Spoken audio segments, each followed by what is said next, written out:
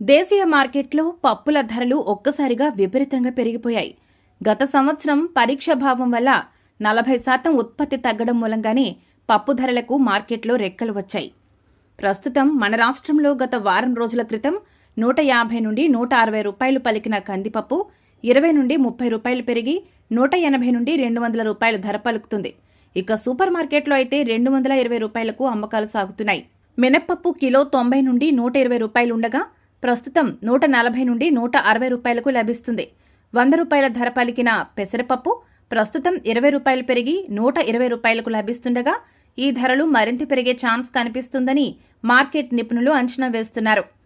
పెరిగిన ధరలతో సామాన్య మధ్యతరగతి కుటుంబాలు పప్పులు కొనాలంటే వెనకడుగు వేస్తుండగా కూరగాయల ధరలు సైతం మండిపోతుండటంతో నెలసరి నిత్యావసర ఖర్చులతోనే సామాన్య మధ్యతరగతి కుటుంబాల ఖర్చు తడిసి మూపుడవుతూ ఆర్థిక ఇబ్బందులతో